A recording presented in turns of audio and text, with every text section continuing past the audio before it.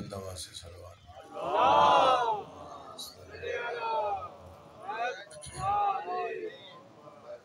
اعوذ باللہ من الشیطان الرجیم، بسم اللہ الرحمن الرحیم۔ الحمد للہ رب العالمین بارئ الخلائق اجمعین، الصلاة والسلام علی اشرف الانبیاء والمرسلین وشفیع المذنبین وحبیب الہ العالمین ابی القاسم محمد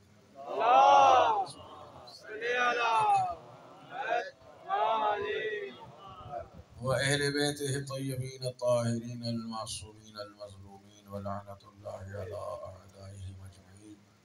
أما بعد فقد قال الله الحكيم بسم الله الرحمن الرحيم سبح اسم ربك الأعلى الذي خلق فسوى. صلوات سيدنا محمد وآل محمد.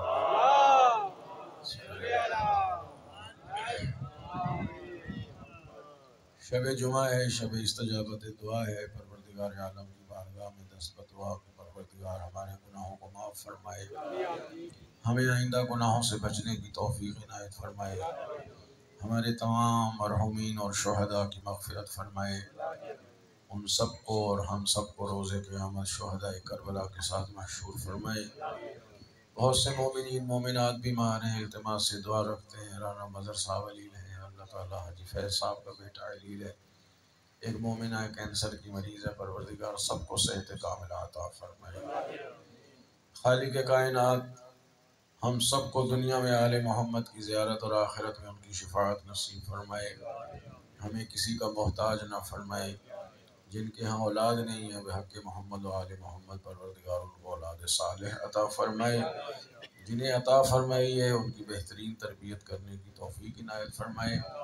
ان مجالس کو، ان مجالس میں حصہ لینے والوں کو، مسند بچھانے والوں کو، اہتمام کرنے والوں کو پروردگار اس دنیا میں بھی اور آخرت میں بھی بہترین اجر عطا فرمائے، اور سب دعاؤں کی دعا ہمارے آقا، ہمارے مولا، ہمارے ولی نعمت کے ظہور میں تعجیل فرمائے، اور ان کی برکت سے، ان کی ذات اقدس کی وجہ سے ہماری تمام مشکلات کو دور فرمائے۔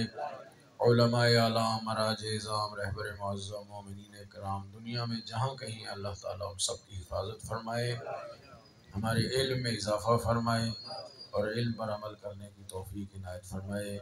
بلند تر صلوات بھیج دیں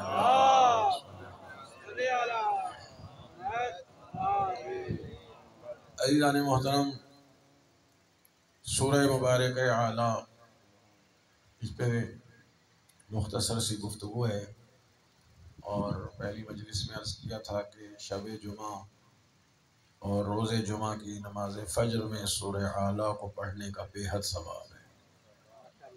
راوی کہتا ہے میں نے 40 نمازیں، 40 دن مغربین کی نماز اور ظہرین کی نماز اور فجر کی نماز، یعنی پانچوں نمازیں 40 دن کوفے میں امیر المومنین کے پیچھے پڑھی، اور انہوں نے نماز فجر، نماز مغرب، نماز عشاء ہر روز یعنی 40 دن متواتر انہوں نے سورہ اعلیٰ ہی کی تلاوت کی، سورہ حمد کے بعد سورہ اعلیٰ کی۔ مجھے ایسا لگا جیسے امیر المومنین کو سورہ حمد آتی ہے یا سورہ اعلیٰ آتی ہے۔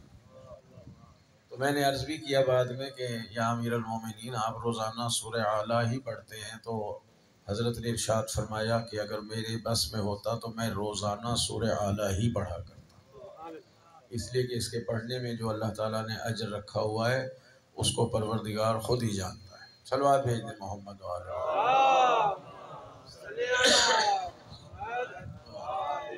تو سورہ اعلیٰ ان سورتوں میں سے ہے کہ جو اللہ کی تسبیح سے شروع ہو رہی ہے، اور بچوں کی یاد دہانی کہ یہ چیزیں بھول نہ جائیں کہ مکی سورہ ہے، اور جس ترتیب سے نازل ہوا ہے وہ 8واں نمبر ہے، اور اب قرآن میں 87واں سورہ ہے، 19 آیتیں ہیں۔ تو بعض ابھی صرف تسبیح پہ ہی چل رہی ہے، تو تسبیح ہی سے بچے اور سب ہم یاد رکھیں تسبیح فاطمہ زہرا صلوات اللہ علیہ۔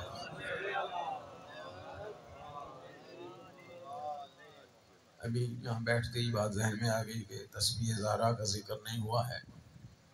دیکھیے تسبیح ذکر اللہ کا ہے کہ 34 بار اللہ اکبر پڑھنا ہے، 33 مرتبہ الحمدللہ پڑھنا ہے، 33 دفعہ سبحان اللہ پڑھنا ہے۔ سارا ذکر اللہ کا ہے، لیکن یہ ہستیاں اللہ کو اتنی پسند ہیں کہ اللہ نے اس تسبیح کا نام ہی تسبیح زہرا رکھ دیا، اور اس کے پڑھنے کا بے حد ثواب ہے۔ پہلی بات تو میں یہ عرض کروں کہ خود ثواب کیا چیز ہے، اسے ہم نہ سمجھ سکتے ہیں نہ سمجھا سکتے۔ سچی بات یہ ہے کہ میرے جیسا طالب علم میں خود آج تک نہیں سمجھا ہوں کہ ثواب کہتے کسے اور ثواب ملتا کیسے ہے۔ یہ وہ کچھ چیزیں ہیں جو خداوند عالم کی ذات پر ہی چھوڑ دینی چاہیے، بس اسی پہ اپنا جو ذہن ہے فوکس کر دینا چاہیے کہ یہ وہ کام ہے جو اللہ کو بہت پسند ہے۔ اب اس کے بدلے میں وہ جو چاہے دے دے، مالک الملک ہے جی، ہم اس میں کہتے ہیں جناب اس کا اتنا ثواب ہے اتنا ثواب ہے، یہ سب ہمارے ذہن کے مطابق ہے کہ ہم اس کو سمجھ سکیں، لیکن در حقیقت ان اعمال صالح کے بدلے میں، ان عبادتوں کے بدلے میں، ان ذکر الہی کے بدلے میں پروردگار کیا کچھ عطا نہیں فرمائے گا، کسی انسان کا ذہن وہاں تک پہنچ ہی نہیں سکتا۔ حضرت امام جعفر صادق علیہ السلام آپ کا ارشاد گرامی ہے کہ ہر نماز واجب کے بعد تسبیح فاطمہ الزہرا سلام اللہ علیہا کو پڑھنا 1000 نافلہ نماز سے بہتر ہے۔ ذکر کی اہمیت کو سمجھے اور پھر انسان یہ دیکھے کہ اس تسبیح پہ ٹائم کتنا لگتا ہے۔ یہ اس کا پس منظر سبھی جانتے ہیں کہ جناب سیدہ اپنے گھر کا سارا کام خود کرتی تھی۔ اس جملے کو ہماری ماؤں بہنوں تک ضرور پہنچنا چاہیے، جو آج یہ کہتی ہیں جی میں کیوں کروں گھر کے سارے کام، میں کوئی نوکر بن کے آئی ہوں۔ نہیں، آپ نوکر بن کے نہیں آئی ہیں، یہ اپنی بہنوں کو سمجھا رہا ہوں، آپ کے ذریعے سے یہ میسج وہاں پہنچے۔ آپ شوہر کے گھر میں بالکل نوکرانی بن کے نہیں آئی، کنیز بن کے نہیں آئی، خادمہ بن کے نہیں آئی، گھر کی مالکن بن کے آئی ہیں، گھر والی بن کے آئی ہیں۔ یہ گھر آپ کے دم خط قدم سے ہے، اس کو آپ ہی نہیں چلائیں گی تو کون چلائے گا؟ اپنے ماں باپ کے گھر میں بھی تو کام کرتی ہیں، وہ کس بنا پہ کرتی ہیں؟ حالانکہ وہاں آپ مالک نہیں ہیں اس گھر کی۔ بھئی والد کے گھر میں ہر بچی کام کرتی ہے، جھاڑو بھی دے لے گی، روٹی بھی پکا لے گی، کپڑے بھی دھو لے گی، برتن بھی دھو لے گی، کیوں جی ہمارا گھر ہے۔ حالانکہ یہ ان کا نہیں ہے، انہوں نے تو شادی ہو کے چلے جانا ہے، یہ گھر کسی اور کا ہے، لیکن وہاں کام کر رہی ہیں بربنائے محبت۔ تو جو آپ کا اپنا گھر بننے والا ہے، آپ کی اپنی اولاد ہے، آپ کا اپنا شوہر ہے، آپ کا اپنا گھر ہے، وہاں تو خاتون کو اور بھی زیادہ عقیدت اور محبت کے ساتھ کام کرنا چاہیے کہ یہ گھر جنت بن جائے۔ اور پھر خاص طور پر جو کنیزان فاطمہ الزہرا صلوات اللہ علیہا ہیں،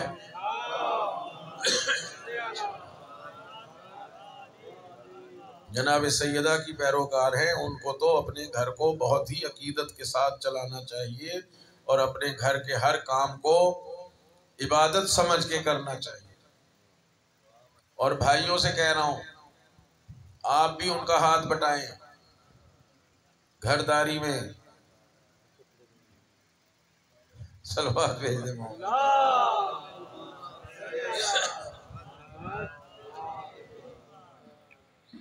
دیکھیے ایک چیز ہے ہماری معاشرتی چیزیں، معاشرے کو ٹھیک ہے اس کا بھی احترام اپنی جگہ پر ہے، لیکن ائمہ علیہم السلام کی سیرت کیا ہے؟ ایک دن رسول خدا صلی اللہ علیہ وآلہ وسلم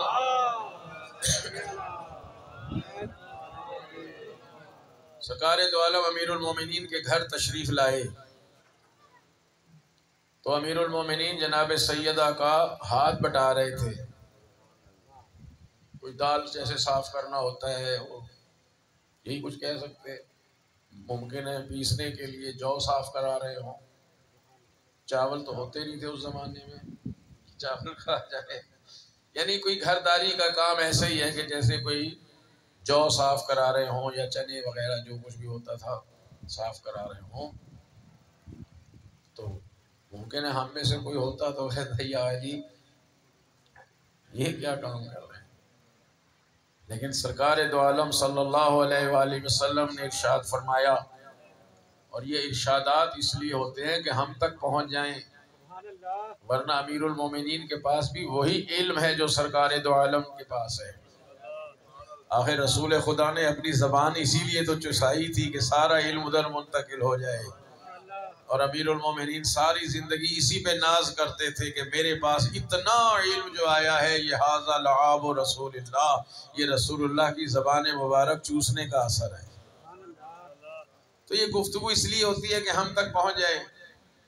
تو رسول خدا نے فرمایا کہ یا علی، تم گھرداری میں زوجہ کا ہاتھ بٹا رہے ہو، اس کی مدد کر رہے ہو، یہ جو کام تم کر رہے ہو یہ ایک مقبول حج کے برابر ثواب رکھتا ہے، تو اپنے آپ کو کیوں محروم کریں؟ اگر گھر میں ٹائم مل جائے، فارغ ہیں، تو محترمہ کا ہاتھ بٹانا چاہیے، ان کی دلجوئی بھی ہو جائے گی، اور اس ثواب کو بھی اپنے نامہ اعمال میں لے لیں گے کہ ایک مقبول حج رسول خدا ضمانت دے رہے ہیں، اس کا ثواب ہے۔ تو بہرحال یہ جناب سیدہ گھر کا سارا کام کرتی تھی، ہاتھ میں چھالے پڑ جاتے تھے، گھٹے پڑ جاتے تھے، چکی پیسنا، بچوں کی نگہداری کرنا، کھانا پکانا، جو ہوتے ہیں کام۔ تو کنیزیں آئیں رسول خدا کے پاس کسی جنگ میں، تو امیر المومنین نے فرمایا کہ آپ بھی جائیں اور اپنے بابا سے کہیں کنیز آپ کو بھی مل جائے، وہ گھر کے کاموں میں آپ کا وہ ساتھ دے۔ بی بی چلی تو گئی، لیکن رسول خدا کی خدمت میں کچھ کہہ نہ سکی۔ وہ مقام نبوت، یہ مقام عصمت و طہارت، اور پھر بی بی کی اپنی ذات اور احترام رسالت کے سمجھتے ہوئے کچھ کہہ نہ پائیں۔ تھوڑی دیر بیٹھ کے چلنے لگی تو رسالت میں آپ نے فرمایا کہ زہرا لگتا ہے کچھ کہنا چاہتی تھی۔ جب سرکار نے فرمایا کہ مجھے لگتا ہے کہ تم کچھ کہنا چاہتی تھی، تو بی بی نے فرمایا کہ میں اس لیے حاضر ہوئی تھی۔ تو سرکار دو عالم نے فرمایا کہ میں تمہیں ایک ایسی چیز نہ دے دوں، ایک ایسا تحفہ نہ دے دوں جو قیامت تک تمہارے نام سے بھی منسوب رہے گا، اور تمہارے چاہنے والے شیعوں کے لیے بھی پروردگار عالم ایک ثواب کا ایک دریائے رحمت اور فیض جاری کر دے گا، جس کے ثواب میں تم بھی شریک رہو گی۔ فرمایا پھر مجھے وہ دے دیجئے۔ فرمایا یہ تمام دنیا و ما فیہا سے بہتر ہے کہ 34 مرتبہ اللہ اکبر، 33 مرتبہ الحمدللہ اور 33 مرتبہ سبحان اللہ۔ دیکھیے کنیز تکبیر، نعرہ رسالت، نعرہ حیدری، برائے عظمت فاطمہ الزہرا سلام اللہ علیہا بلند تر صلوات۔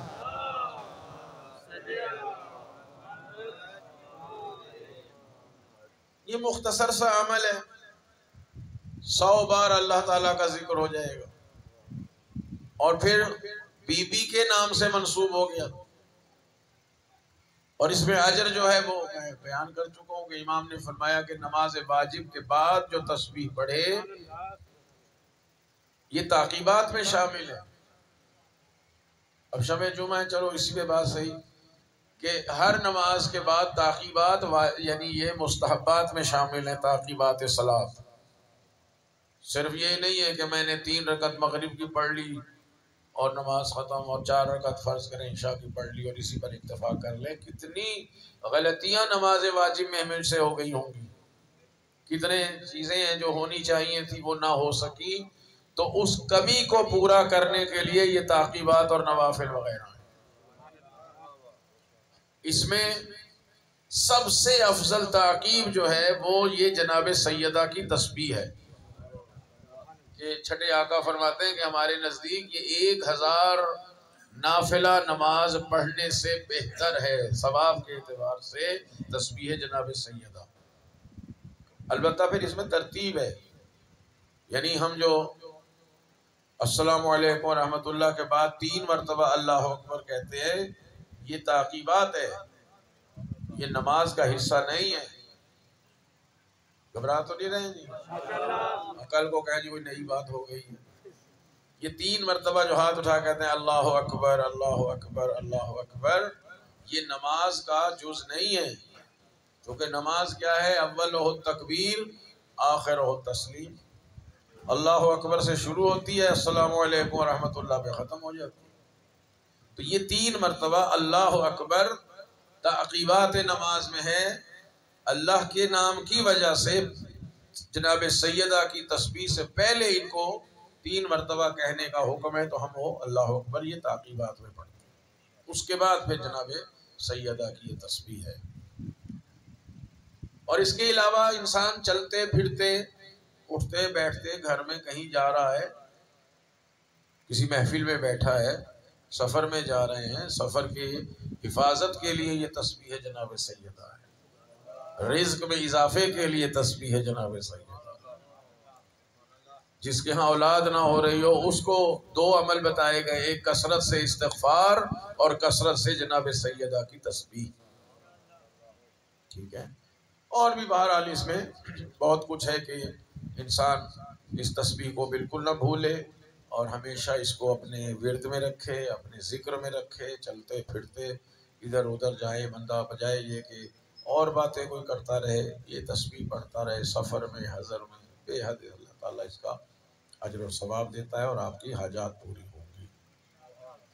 تو یہ سورہ مبارکہ اعلیٰ سبح سے شروع ہو رہا ہے کہ تسبیح کرو، سبح اسم ربک الاعلیٰ، اپنے اعلیٰ رب کے نام کی تسبیح کرو۔ اب یہاں لفظ اسم جو آیا ہے، اسم مصدر ہے اور یہ اسم مفعول کے معنی میں بھی استعمال ہوتا ہے، کہیں اسم فاعل کے معنی میں بھی استعمال ہوتا ہے۔ اہل بیت علیہم الصلوۃ والسلام سے جو تفسیر آئی ہے کہ یہاں اسم سے مراد مسمى ہے، یعنی جس ذات کا نام ہے وہ مقصود ہے، اور ظاہر ہے کہ یہ پروردگار عالم کے ساتھ، چونکہ اللہ تعالیٰ کا جو ذاتی اسم مبارک ہے وہ ہے اللہ۔ گھبرا تو نہیں رہے جی بات؟ پروردگار عالم کی ذات اقدس کا جو ذاتی نام ہے وہ ہے اللہ۔ اس کے علاوہ جتنے نام ہیں وہ صفاتی نام ہیں۔ اب دیکھیں، سبح اسم ربک الاعلیٰ، اپنے رب کے اعلیٰ نام کی، اپنے رب اعلیٰ کے نام کی تسبیح کریں۔ تو اسم سے مراد خالی اسم نہیں ہے، بلکہ جب اللہ کا نام بولا جائے گا تو وہ نام بھی بعین ہی ذات خدا پر دلالت کرے گا، کیونکہ جس طرح پروردگار عالم کی صفات عین ذات ہیں، تو اسی طرح لفظ اللہ جو ہے اس کا جو ذاتی نام ہے وہ بطریق اولا پروردگار عالم کی ذات کا بیان کرتا ہے، عین ذات ہوگا۔ ہمارے نام عین ذات نہیں ہے، ہم اور ہیں، ہمارا نام اور ہے۔ میں پیدا ہوا تو میرے والدین نے میرا یہ نام رکھ دیا، میں اگر چاہوں اس نام کو بدل بھی سکتا ہوں، میں وہی رہوں گا۔ توجہ چاہ رہا ہوں، میں ہوں نا، میری ذات، ذات سے مراد میری حقیقت، میری ماہیت، جسے عربی میں انا کہتے ہیں، میں، اس کو نفس بھی کہہ دیتے ہیں، میں وہی رہوں گا۔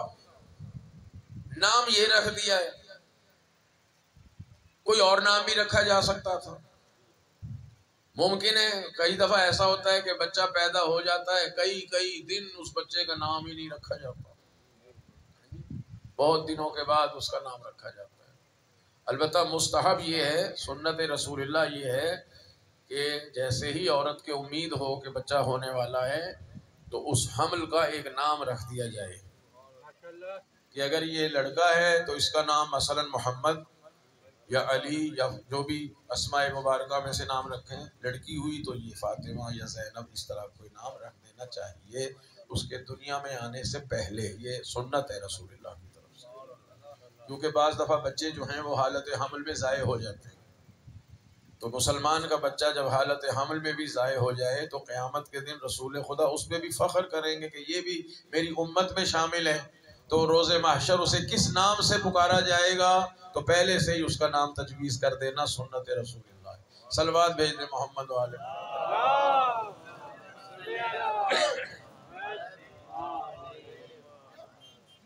تو نام کبھی رکھ دیا جاتا ہے، کبھی نہیں رکھا جاتا، کچھ دنوں کے بعد رکھ دیا جاتا ہے، پھر نام تبدیل بھی ہو جاتے ہیں. آئے دن اخبار میں آتے ہیں جناب میں نے اپنا نام فلاں سے فلاں کر لیا. تو ہم اور ہیں، ہمارا نام اور ہے، ہمارا نام ذاتی نہیں ہے. ذاتی اگر ہو تو ذات سے جدا نہیں ہو سکتا. یعنی ہمارا اسم اور ہم جو مسمى ہیں ان میں ذاتیت والی نسبت نہیں ہے، غیریت والی نسبت ہے. مگر پروردگار عالم کی جو ذات ہے اور جو اسم ہے وہ ایک ہی ہے، دو تصور نہیں کر سکتے. اور یہ وہ چیز ہے جو امیر المومنین علی ابن ابی طالب علیہ السلام نے نہج البلاغہ کے پہلے خطبے میں ارشاد فرمایا. بلند آواز سے صلوات پڑھیں.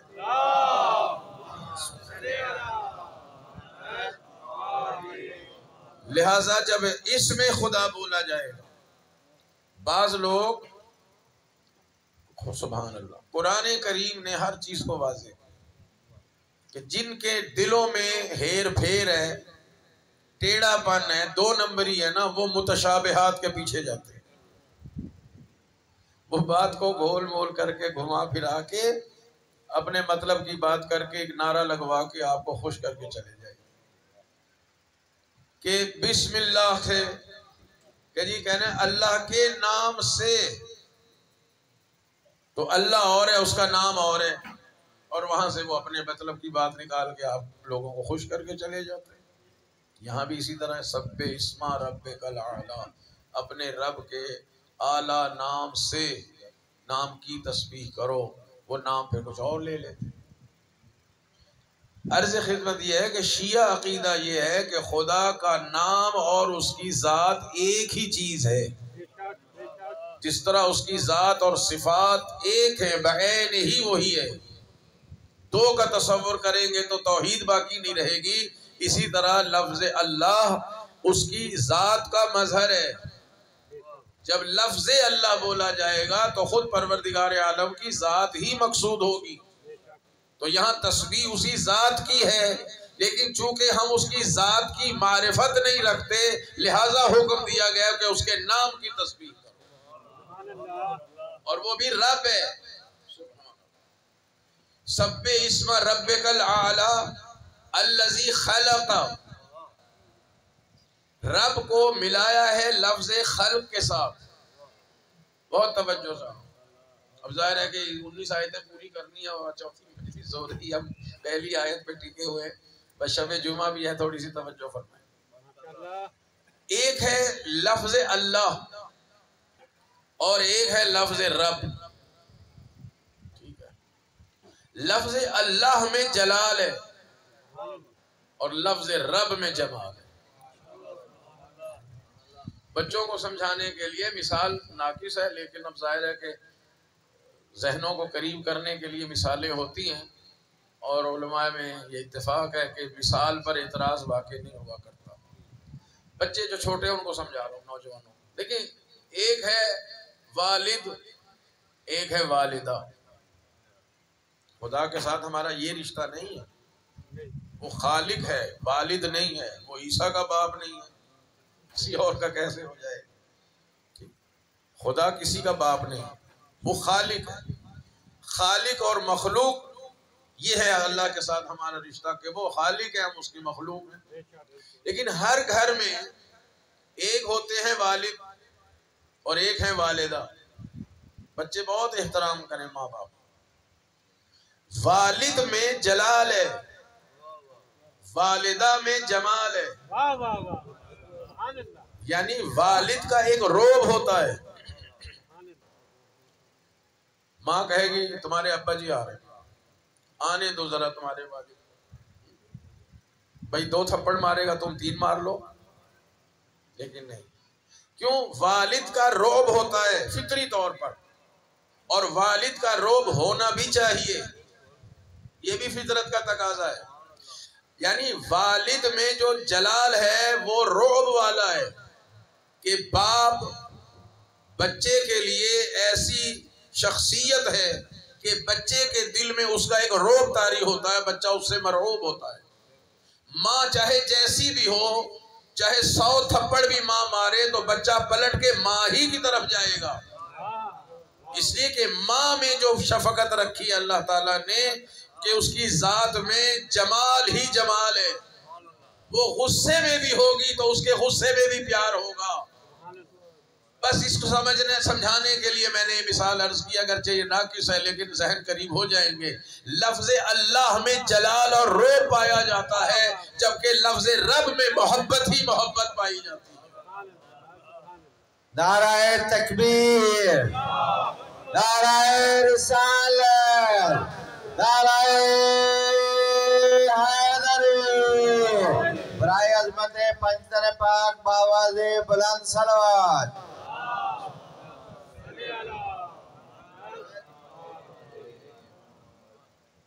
یہ نہیں ہے کہ لفظ اللہ میں محبت نہیں ہے، لفظ اللہ میں بھی محبت ہے، مگر لفظ اللہ اشارہ ہے اس کی معبودیت ہونے کی طرف کہ وہ معبود ہے، اس کے علاوہ کوئی لائق عبادت نہیں. اللہ کا حقیقی معنی اگر کریں گے تو معبود الہ سے بنا، الہ یعنی معبود جس کی عبادت کی جائے، جس کے سامنے انسان کا سر جھکا رہے. تو سر کس کے سامنے جھکتا ہے؟ جس شخصیت کا رعب طاری ہو، جس کا جلال طاری ہو، جس کے بارے میں دل میں خوف سمایا ہوا ہو، جس کے ناراضگی سے انسان ڈرتا ہو، جس کے عذاب سے ڈرتا ہو. جبکہ رب میں وہ ساری محبتیں سمائی ہوئی ہیں جو ایک خالق کی مخلوق کے ساتھ ہونی چاہیے.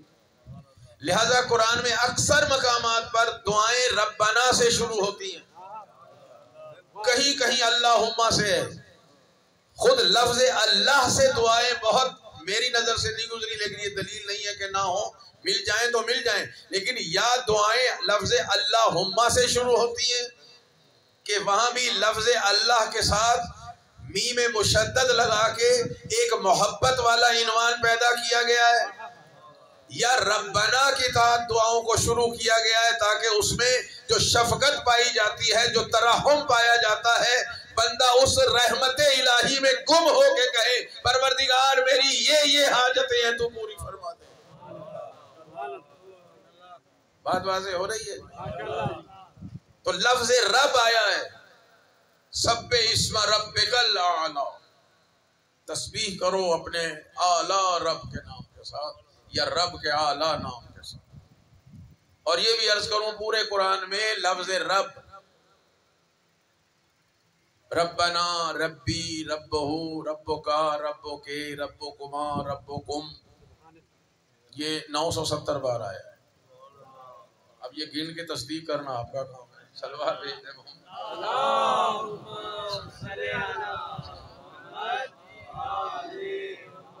میری طرف سے تو دعویٰ ہو گیا ہے نا، تو اس کو ثابت آپ نے کرنا ہے. 970 بار.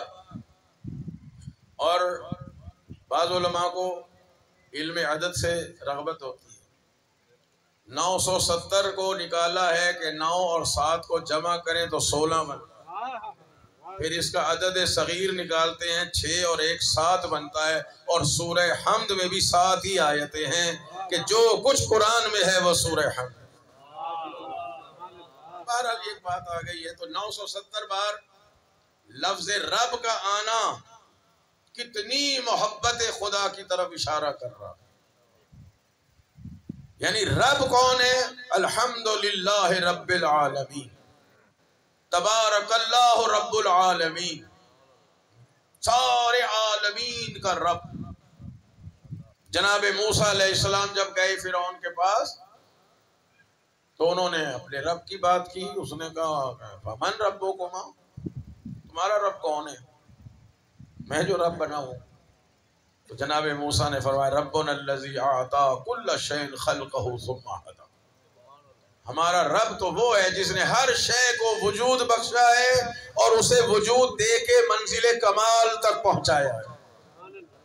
اب دیکھیں اس لفظ رب میں کیا کچھ سمو دیا جناب موسیٰ علیہ السلام کے ذریعے سے پروردگار کہ ربنا الذی اعطا کل شیء خلقہ، کہ ہمارا رب وہ ہے جس نے ہر چیز کو خلق کیا. کون سی چیز ہے جو اللہ نے خلق کی؟ ثم ہدا، اور بنا کے چھوڑ نہیں دیا.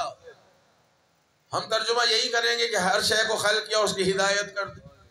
ہدایت سے مراد یہ ہے کہ اسے جہاں پہنچانا تھا پہنچایا، کمال تک پہنچایا. جس شے کو بھی خلق کیا کمال تک پہنچا دیا. اور آپ سمجھ سکتے ہیں کہ کسی بھی وجود کو سب کچھ چھوڑے صرف انسانی کی بات کریں، انسان کو کمال تک پہنچانے کے لیے خدا کی کس کس نعمت کی ضرورت نہیں ہے. تخلیق سے اپنے آپ پر فکر کرنا شروع کریں. مولا نے ایسے ہی تھوڑی کہہ دیا کہ من عرف نفسہ فقد عرف ربہ، جس نے اپنے آپ کو پہچان لیا اس نے اپنے رب کو پہچان لیا. یعنی ہم کہاں سے شروع ہوئے جہاں سے انسان کا علم سمجھ سکتا ہے. ہم ظاہر ہے وہ عالم ذر اور عالم ارواح میں تو نہیں جا سکتے.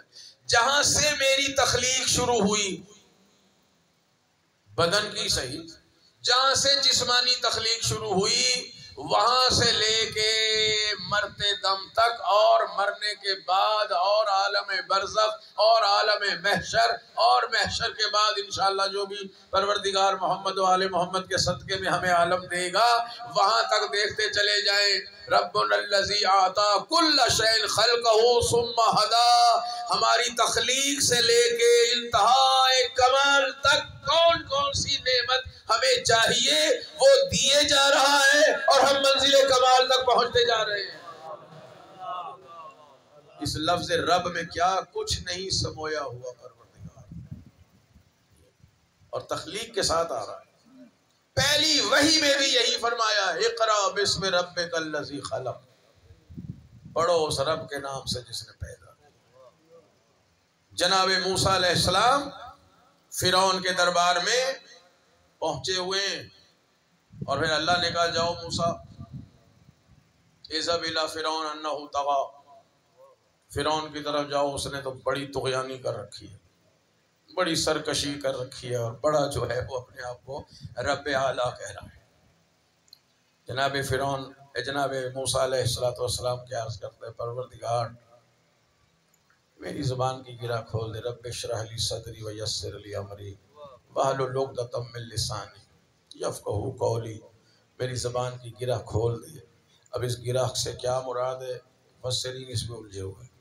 میرے سینے کو کشادہ کر دے، مجھے ایسا بنا دے کہ یہ لوگ میری بات سمجھنے لگیں. اور ساتھ میں فرماتے ہیں وَاجْعَلْ لِي وَزِيرًا مِنْ أَهْلِي، پروردگار مجھے ایک وزیر بھی دے دے، ایک مددگار دے دے جو میرے ساتھ جائے. وَاجْعَلْ لِي وَزِيرًا، مجھے ایک وزیر چاہیے. اہلی من اہلی، اپنے خاندان سے چاہیے، غیر بھی نہیں چاہیے. اور اس کا نام بھی بتا دیتا ہوں ہارون ہے بھی وہ ہارون، رشتہ بھی بتا دیتا ہوں میرا بھائی ہے. توجہ چاہو. وَاجْعَلْ لِي وَزِيرًا مِنْ أَهْلِي هَارُونَ أَخِي، پروردگار تو بنا دے میرے لیے ایک مددگار، ایک میرا وزیر جو غیر خاندان سے نہ ہو، من اہلی میرے اپنے خاندان سے ہو، ہارون نام ہو، میرے ساتھ رشتہ ہو، اخی بھائی میرے بھائی والا رشتہ ہو.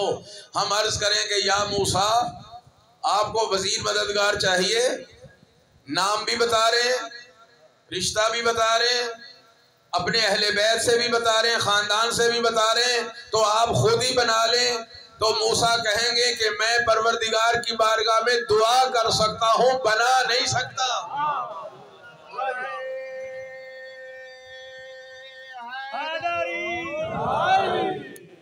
میں دعا کر سکتا ہوں وَاجْعَلْ لِي وَزِيرًا، میرا ایک وزیر بنا دے پروردگار، میرے بھائی کو، میرے ہارون بھائی کو، میرے اہل بیت سے ہو، میرا اپنا ہو، یہ میرے خاندان سے ہے، میرے اہل بیت سے ہے. میں اللہ کی بارگاہ میں دعا کر سکتا ہوں کہ تو بنا دے، میں نہیں بنا سکتا۔ جب موسیٰ جیسا اولی العزم پیغمبر اپنا وزیر خود نہ بنا سکے تو امت کو کہاں سے اختیار آ گیا کہ وہ خاتم المرسلین کا جانشین بنا سکے؟ چمن چمن کلی کلی،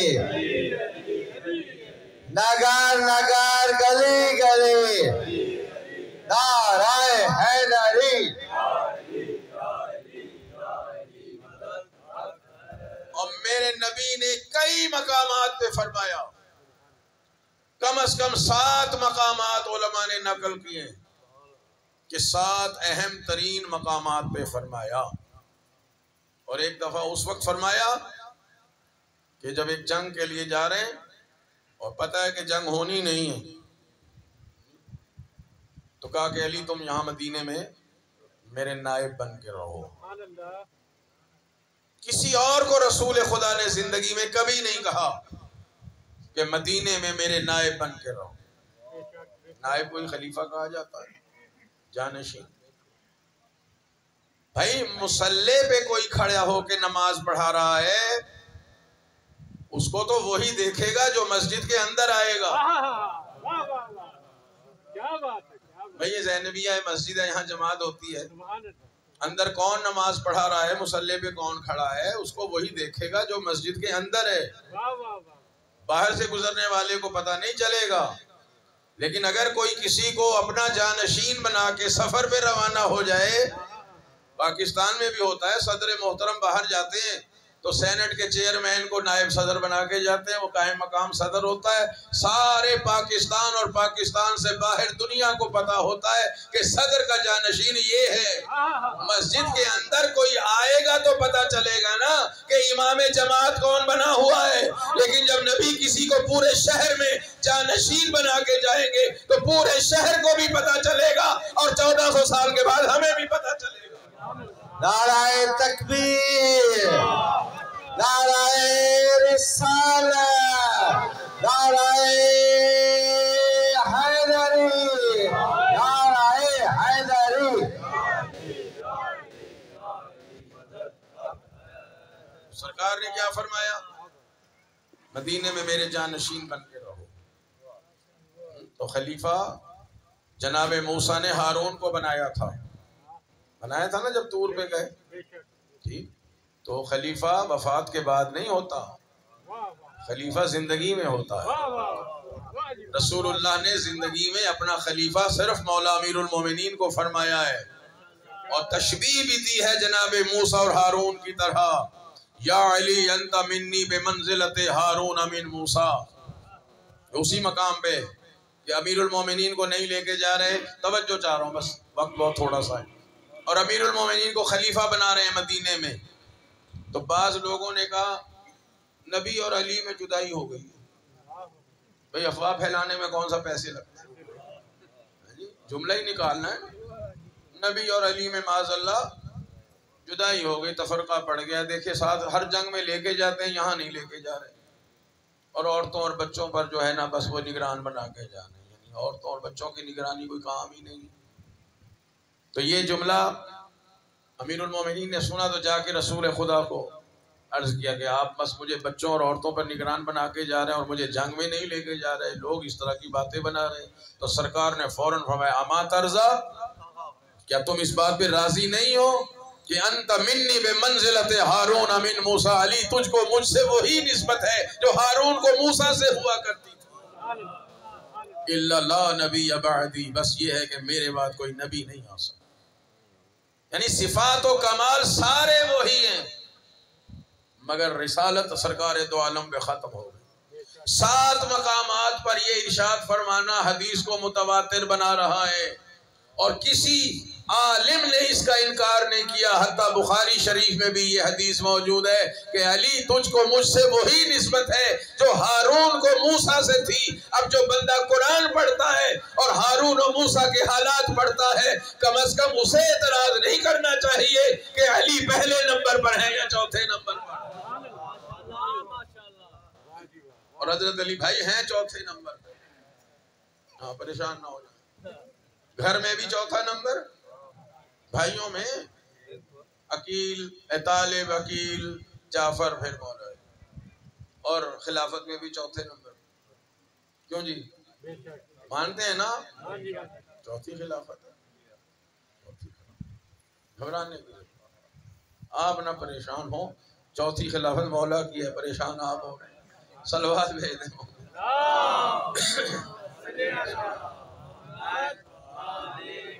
لوگ چوتھے نمبر پہ آنا معمولی سمجھتے ہیں. چوتھے نمبر پہ اچھا قرآن بھی تو چوتھے نمبر پہ آیا. زبور کے بعد توریت کے بعد انجیل کے بعد آخر میں کون آیا؟ قرآن. آخر میں وہ آتا ہے جس کے بعد کوئی اور آ ہی نہ سکے. قرآن کے بعد اب قیامت تک کوئی کتاب ایسی ہے ہی نہیں جس کو نازل کیا جا سکے. آخر میں قرآن آیا ہے تو قرآن علی کے ساتھ، علی قرآن کے ساتھ ہے. اگر قرآن چوتھے نمبر پر ہے تو علی بھی چوتھے نمبر پر. کسی نے کہا یا علی آپ کو چوتھی خلافت ملی، یعنی اس کو ڈی گریڈ کر رہے ہیں، یعنی درجہ گھٹا رہے ہیں. بس آپ کو چوتھی خلافت ملی. مولا نے فرمایا میرا کمال یہی ہے کہ مجھے چوتھی خلافت. لیکن یاد رکھو یہ چوتھی خلافت اگر شروع کرنی ہو تو قرآن سے شروع کرنا، مدینے کی گلیوں سے نہیں. مولا نے فرمایا اللہ کا پہلا خلیفہ زمین پہ آدم ہے، دوسرے داؤد ہیں، تیسرے ہارون ہیں، اور چوتھا میں علی ابن ابی طالب ہوں. زبان کے ساتھ دل بولا، ہر ایک میزان میں تولا. نعرہ حیدری. دیکھیے اگر صرف حکومت مسئلہ ہے تو اس مسئلے میں ہم کوئی دلچسپی نہیں رکھتے. سیدھی بات ہے. کوئی بھی حکمران بن جائے دنیا میں. امریکہ میں کون ہے جی پریزیڈنٹ؟ جو بھی ہے. اس سے پہلے کون تھا؟ کوئی ہو. اس کے بعد کوئی آئے گا، ہمیں کیا فرق پڑتا. ٹھیک ہے. کتنے لوگ آئے حکمران بنے، نمرود آیا، فرعون آیا، شداد آیا، کوئی فرق پڑا دنیا پر؟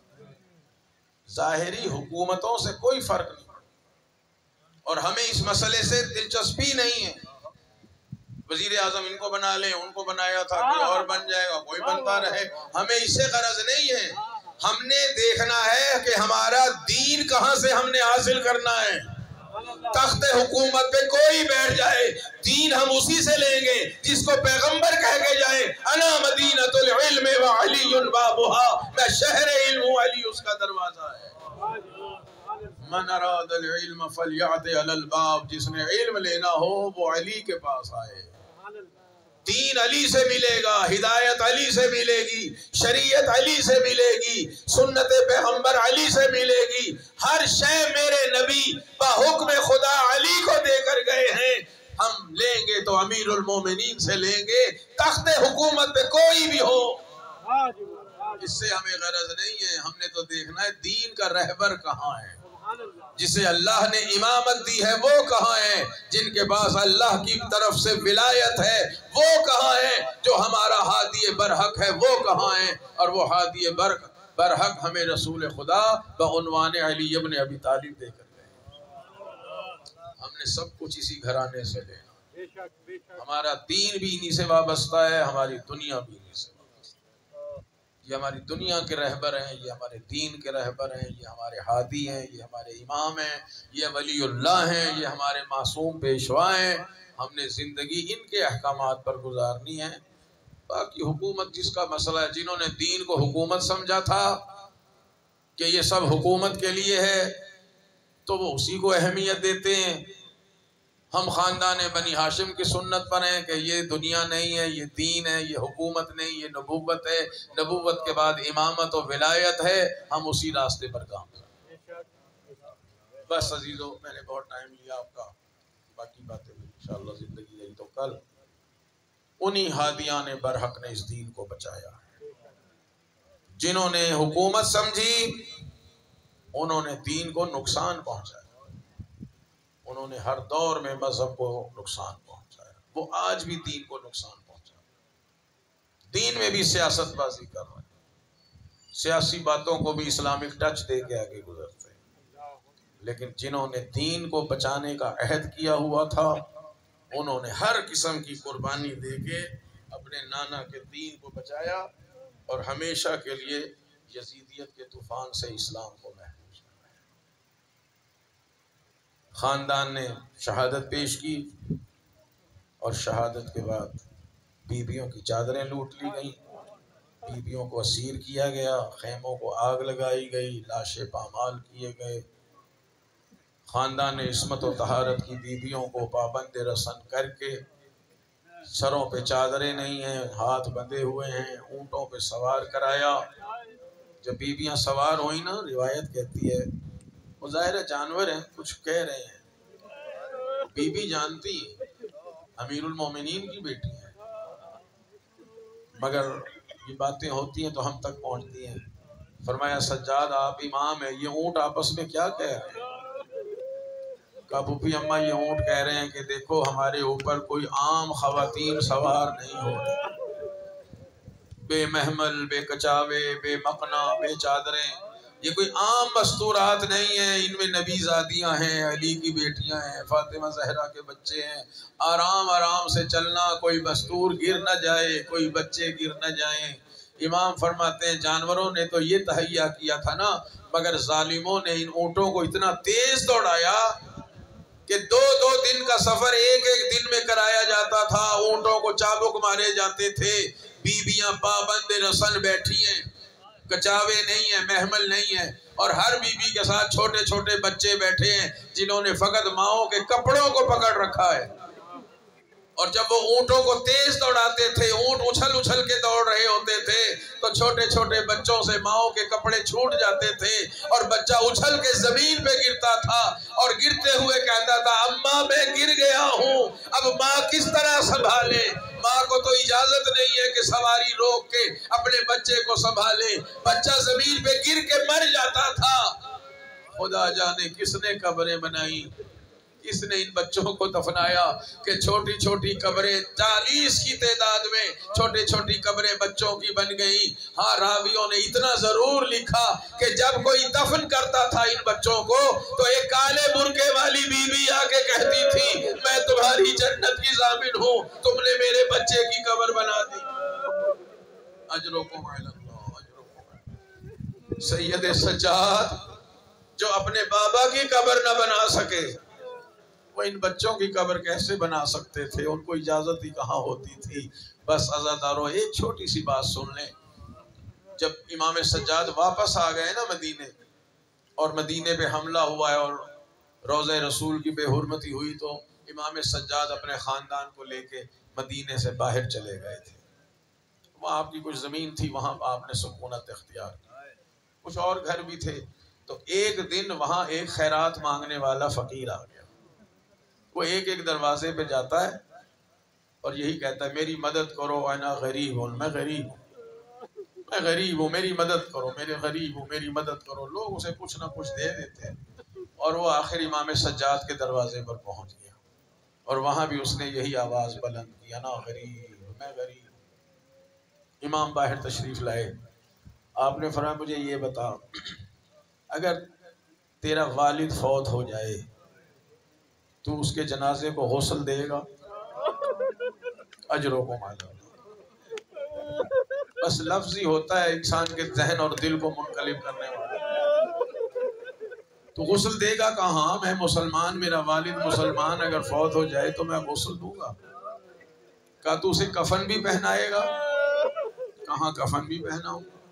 کہ اس کی نماز میت بھی ادا کرے گا؟ کہاں میں مسلمان ہوں، نماز میت بھی ادا کروں گا۔ کہ اپنے باپ کو قبر میں اتار کے اس کی قبر بھی بنا دے گا؟ کہاں قبر بھی بنا دوں گا، مسلمان ہوں۔ جب اس سے یہ باتیں پوچھی تو امام کی آنکھوں میں آنسو آئے۔ کہا جب تو یہ سارے کام کر سکتا ہے نا تو تو اپنے آپ کو غریب نہ کہہ، غریب تو میں سجاد ہوں کہ میں نہ اپنے بابا کو غسل و کفن دے سکا، نہ اپنے بابا کی قبر بنا سکا۔